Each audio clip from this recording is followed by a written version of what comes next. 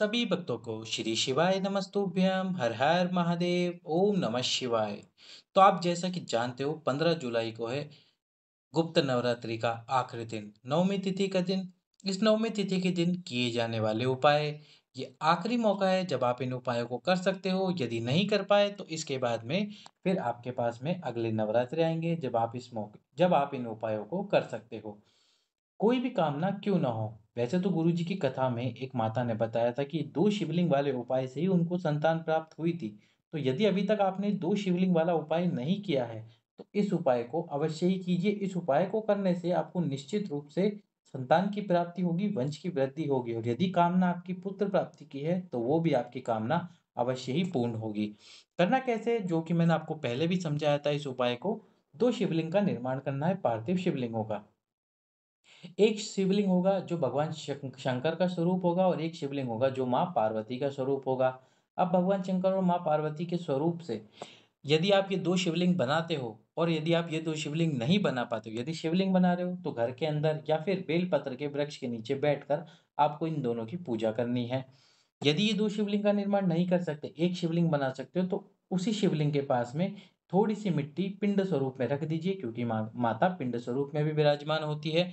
तो तो इस प्रकार से आप एक शिवलिंग का निर्माण कर दूसरा शिवलिंग ना बनाते हुए एक पिंड स्वरूप में मिट्टी रख दीजिए, ताकि आपकी पूजा पूर्ण हो सके। यदि ये नहीं कर सकते तो आपके घर में जो गमला है, जिस उस गमले में जो भी पौधा लगा हुआ, बस तुलसी के क्यारे को छोड़कर वहीं की मिट्टी को आप उठाकर 2 शिवलिंग बना लीजिए और इनके ऊपर भी आप उपाय कर सकते हो। ऐसा नहीं कर सकते तो घर के अंदर ही जो शिवलिंग है, उस शिवलिंग पर भी आप ये उपाय कर सकते हो। पर घर के शिवलिंगों का विसर्जन नहीं करना, जो वस्तु उन शिवलिंगों पे समर्पित की जाएगी, उनका आपको विसर्जन करना है।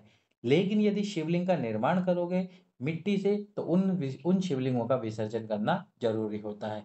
तो आपको 2 शिवलिंग बनाने हैं, एक शिवलिंग माता पार्वती का स्वरूप और एक शिवलिंग भगवान शंकर का स्वरूप। माता पार्वती के स्वरूप वाले शिवलिंग पर आपको 9 लाल पुष्प समर्पित करने हैं। कितने लाल पुष्प? 9 लाल पुष्प समर्पित करने हैं और 5 सफ़ेद पुष्प आपकी कामना बोलते हुए शंकर जी के शिवलिंग पे समर्पित करने हैं। ये दोनों वस्तुएँ समर्पित करने के बाद में आपको एक दीपक, लंबी बात का दीपक माता पार्वती के सम्मुख में और गोल बात का दीपक भगवान शंकर के सम्मुख में प्रज्वलित करना है और इसके बाद में आपको उन दोनों शिवलिंगों का विसर्जन कर देना है। इस प्रकार से ये अंतिम दिन है जब आप ये उपाय कर सकते हो। इसके बाद में अगले नवरात्रे आएँगे जब आप ये उपाय कर पाओगे। तो ऐसे आपको ये उपाय करना है, ये आखिरी दिन है। अब आपको अगला उपाय धन प्राप्ति के लिए नवमी तिथि के दिन करना है। धन प्राप्ति के लिए आंवले के वृक्ष के नीचे आपको 5 दीपक प्रज्वलित करने हैं। कितने दीपक? 5 दीपक प्रज्वलित करने हैं और इन 5 दीपक में आपको डालना है घी। अब घी यदि गाय का है आपके पास में तो बहुत अच्छी बात है। यदि गाय का घी नहीं है तो जो आपके घर पर जो घी है उसी घी को डाल दीजिए। दीपक में आपको लगानी है लंबी बात लगाकर और इसमें थोड़ी-सी पीली सरसों।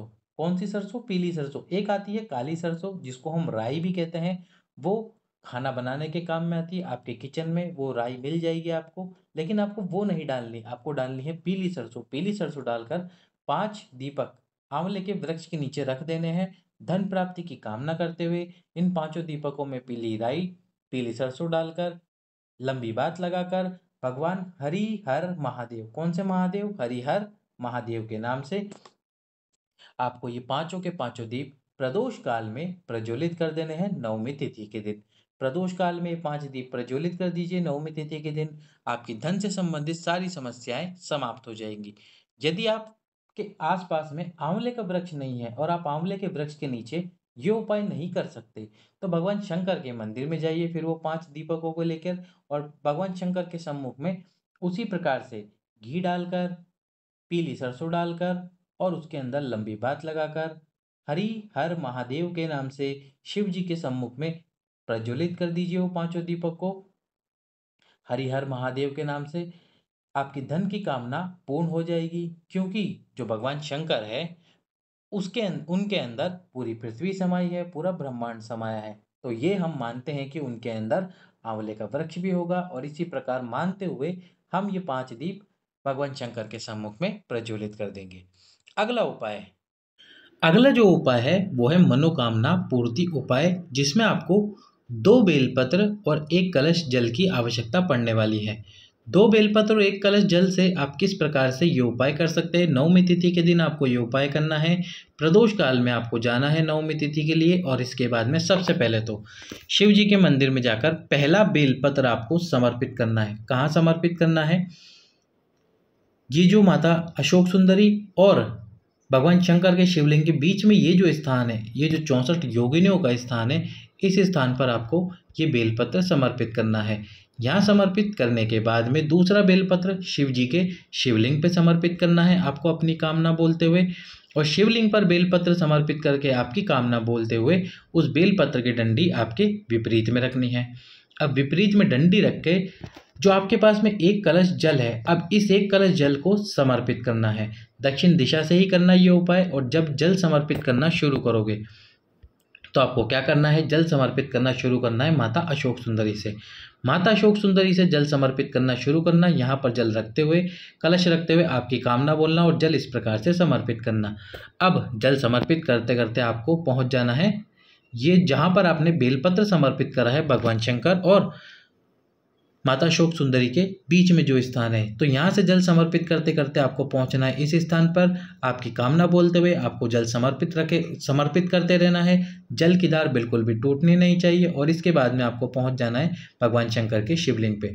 शिवलिंग पे उस कलश से बिल्कुल धीरे धीरे धीरे धीरे जल समर्पित करते रहिए और आपकी मनोकामना बोलते रहिए। जल इस प्रकार से बहकर शिवलिंग से नीचे गिरता रहेगा। जब तक आप कलश का पूरा जल समर्पित न कर दो, तब तक आपको आपकी मनोकामना बोलते रहनी है। भगवान शंकर, यदि आप ये उपाय करते हो तो नवमी तिथि के दिन जिस मनोकामना से उपाय करोगे, आपकी वो मनोकामना अवश्य ही और शीघ्र पूर्ण कर देंगे। अगला उपाय जो कि रोग मुक्ति के लिए है, कुंदकेश्वर महादेव के नाम से। कुंदकेश्वर महादेव के नाम से रोग मुक्ति के लिए आपको ये उपाय करना है। इस उपाय में आपको क्या करना है? 31 सफ़ेद पुष्प ले लेने हैं। कितने? सफ़ेद पुष्प कुल 31। साथ में लेने हैं 3 बेलपत्र। 3 बेलपत्र और 31 सफ़ेद पुष्प लेकर आपको प्रदोष काल में नवमी तिथि के दिन 15 जुलाई के दिन पहुंच जाना है भगवान शंकर के मंदिर में। यदि अभी तक आपने वीडियो लाइक नहीं करा है, चैनल सब्सक्राइब नहीं करा है, तो वीडियो को लाइक करके, चैनल को सब्सक्राइब करके वीडियो को शेयर कर दीजिए। तो आपको 15 जुलाई के दिन 31 सफ़ेद पुष्प और 3 बेलपत्र लेकर पहुंचना है शिव जी के मंदिर में। अब सबसे पहले तो जो 3 बेलपत्र है आपके पास में, उन बेलपत्रों को एक एक करके समर्पित करना है कुंदकेश्वर महादेव के नाम से। और वो कहाँ समर्पित करना है?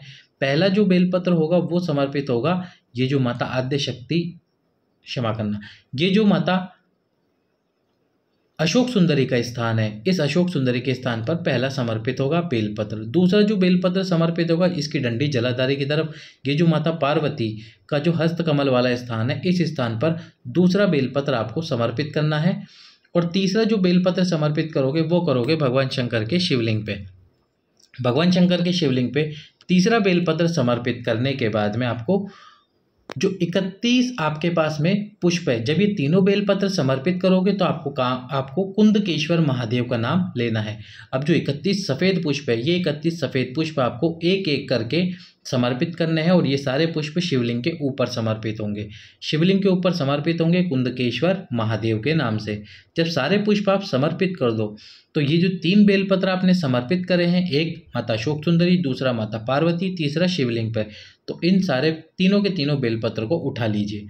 तीनों बेलपत्र को उठाकर अपने घर पर ले आइए। अब अगले दिन आपको, जैसे 15 जुलाई को आप ये उपाय करके आए हो, तो 16 जुलाई के दिन आपको सुबह सुबह ना तो कुछ खाना है और ना ही कुछ पानी पीना है। सुबह उठकर सबसे पहले जो 3 बेलपत्र है, उसमें से पहले बेलपत्र का सेवन करना है, उसको चबा चबा कर खा लेना है। दूसरा जो बेलपत्र है, थोड़ी देर बाद में, जब वो बेलपत्र आप चबा चबा कर खा लो, तो उसके थोड़ी देर बाद में, यानी कि 5 सेकंड, 10 सेकंड या 1 मिनट बाद दूसरा बेलपत्र खाना है आपको। और उसके जस्ट थोड़ी देर बाद जैसे ही दूसरा बेलपत्र खा लो, तीसरा बेलपत्र खाना है आपको। इस प्रकार से आपको ये तीनों बेलपत्र खाने हैं एक एक करके। और जब तीनों बेलपत्र खाओगे तो आपको नाम लेना है कुंदकेश्वर महादेव का। कुंदकेश्वर महादेव के नाम से आपको ये नाम लेना, कुंदकेश्वर महादेव का नाम लेते हुए और आपके रोग का स्मरण करते हुए आपको ये उपाय करना है। यदि आपको स्लिप डिस्क की समस्या चल रही है, साइटिका की प्रॉब्लम चल रही है, तो भी आप इस उपाय को अवश्य ही करके देखिए। या आपकी रजस्वला धर्म से संबंधित कोई भी समस्या ही क्यों न चल रही हो, इस उपाय को एक बार जरूर करके देखिए। भगवान कुंदकेश्वर महादेव आपकी मनोकामना को आपकी उस रोग मुक्ति को पूरी तरह से समाप्त कर देंगे, आपके रोग को पूरी तरह से समाप्त कर देंगे। तो 15 जुलाई नवमी तिथि के दिन किए जाने वाले इन उपायों को अवश्य ही कीजिए।